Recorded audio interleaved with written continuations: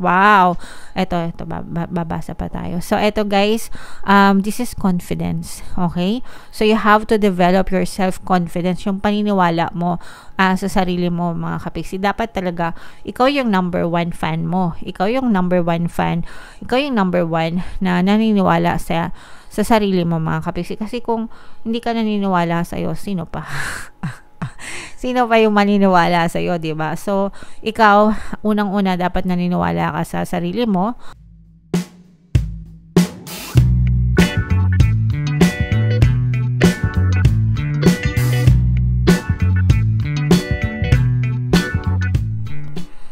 Hello guys, hello Scorpio. Welcome back to Pinay Pixie Tarot.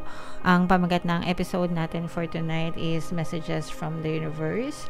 Para ngayong May to June guys, para sa Scorpio, Sun, Moon, Rising, Sign, and Venus. General reading lang guys, pwede mag-resonate, pwedeng hindi, combination ng positive and negative energy. Comment down below guys, no, kung anong message yung mag-resonate para sa inyo.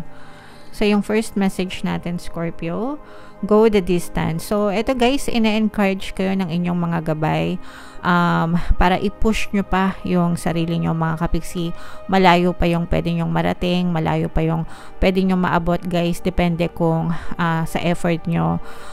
Syempre, at saka believe in yourself, no?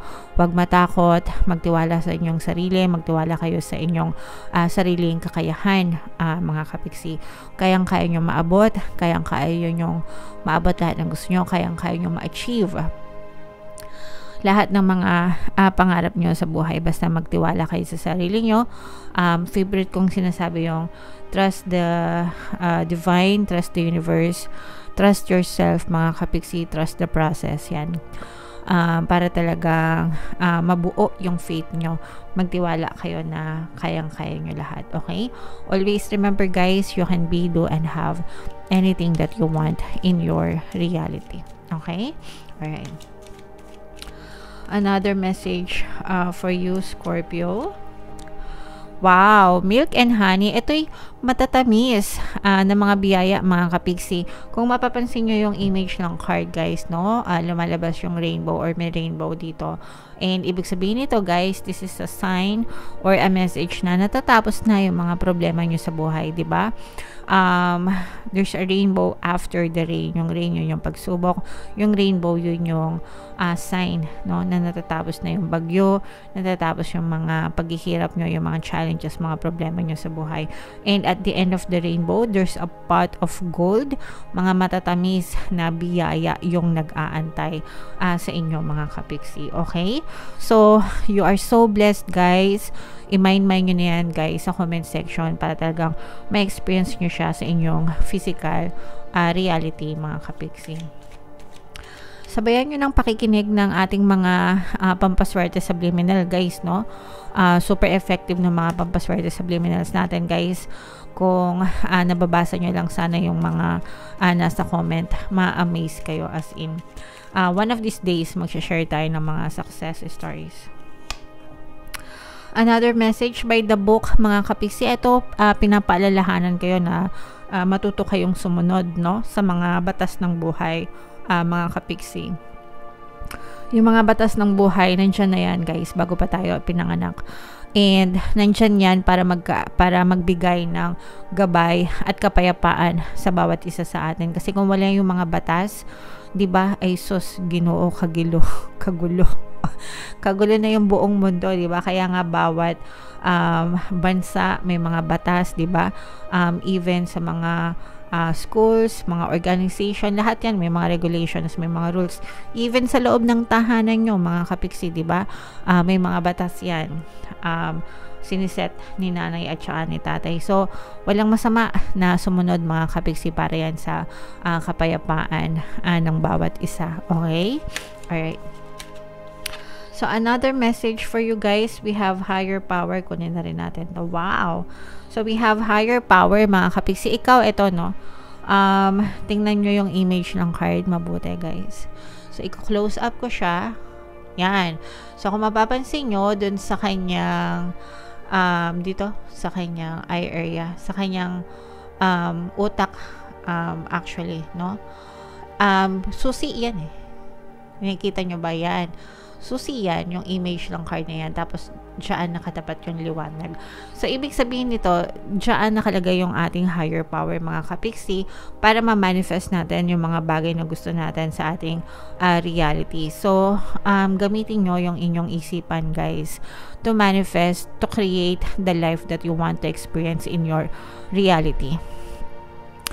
And paulit-ulit ako dyan, guys, na palagi kong sinasabi sa inyo, kung regular viewers na kayo dito sa ating channel, siguro ilang milyong beses nyo na yung naririnig sa akin, guys. You can create the life that you want by using the power of your subconscious mind. Kaya nga meron akong course tungkol sa manifestation about your subconscious mind, and meron din tayong membership program, how to use your subconscious mind and law of attraction. So because that's the reality, no, yun yung katotohanan, na you can definitely create the life that you want by tapping into your higher power, which is your mind, para ma-create nyo yung buhay na gusto nyo sa buhay nyo. That's part of co-creation, mga kapiksi.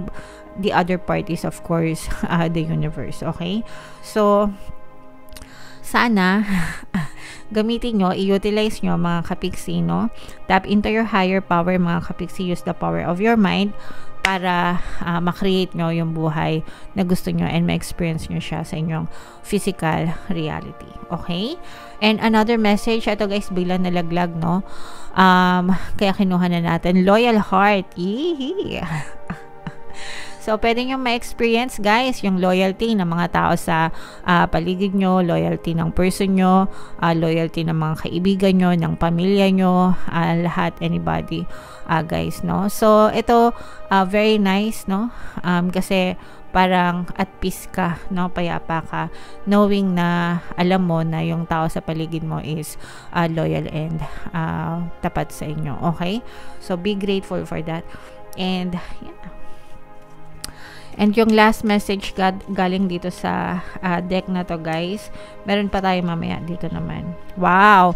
Ito babasa pa tayo. So, ito guys, this is confidence. Okay? So, you have to develop your self-confidence. Yung paniniwala mo sa sarili mo, mga kapiksi. Dapat talaga, ikaw yung number 1 fan mo. Ikaw yung number 1 fan.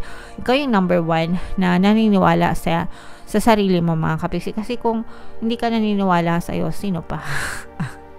Sino pa yung maniniwala sa iyo, 'di ba? So, ikaw unang-una dapat naniniwala ka sa sarili mo. Magtiwala ka sa mga kakayahan mo, 'di ba? Be confident para talagang makaya mo lahat ng pwede mong gawin sa buhay mo, kapiksi. Okay?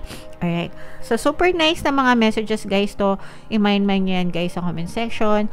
May matatamis na biyaya, may malayo pang mararating, may loyal heart, loyal people, loyal persons, ganyan.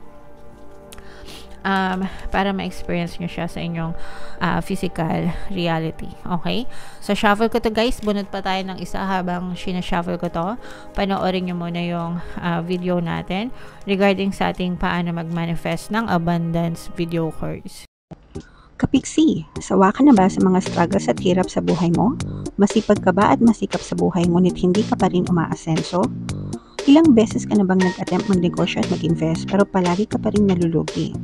Sa pagkakataon na ito ay maaaring may subconscious beliefs ka na nagiging balakid sa iyong pag-unlad at pagyaman. Introducing, paano mag-manifest ng abundance video course.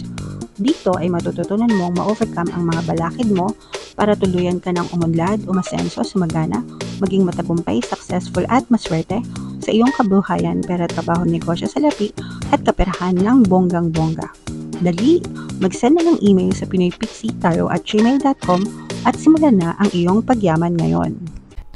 Alright. So, sabay-sabay tayo, guys, magpayaman. Ngayon, 2024, mag-avail na kayo ng course. Sobrang ganda niyan, mga kapiksi. And ngayong May, no, pwede kayo mamili ng promo, guys. Pwedeng 1 free pampaswerte subliminal o kaya naman 200 pesos na discount. Until May 30 yan, guys. Kaya mag-avail na kayo. Sobrang ganda niyan.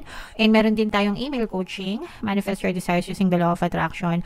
If meron kayong specific na gusto nyong i-manifest, pwedeng love and relationship, pwedeng money or career, pwede kayong magpabook ng email coaching session with me. Mag-send lang kayo, guys, ng email sa pinoypixitaro@gmail.com. So, ito yung additional na message for you guys. The universe works fast when I'm having fun. So, kapag masaya kayo, mga kapiksi, mas masaya kayo, mas light yung energy nyo, mas positive yung vibration nyo, guys. Mas mabilis mabibigay ni universe yung mga bagay na gusto nyo. Actually, ganun din pag negative kayo, no? Pero negative din yung ma-experience nyo. And you cannot attract positive things kapag ikaw ay negative yung vibration mo. It doesn't work that way, di ba? Kapag gusto mo maging masaya, hindi pwedeng malungkot yung iniisip mo, di ba? Hindi ganon. So, kapag gusto mo maging masaya, habang buhay na maging masaya, dapat puro masasaya lang din yung iniisip mo, dapat positive vibration ka, okay? And kapag positive yung mga desires mo, kapag mas masaya ka, light yung vibration, positive yung vibration, nawawala yung mga blocks mo, nababawasan. Yung mga blocks, ibig sabihin ng mga balakid, no? Doon sa mga bagay na gusto mong i-manifest. Less blocks, less resistance, mas mabilis magma-manifest yung mga bagay na gusto mo. So, yun yung ibig sabihin nito, guys. The universe works fast when I'm having fun. Madi-deliver agad ni universe yung mga desire nyo, yung mga pinagdadasal nyo, yung mga gusto nyo. Kapag positive yung vibration mo, in line kayo doon sa desire na gusto nyong ma-experience sa buhay nyo. Okay? So, don't worry, be happy.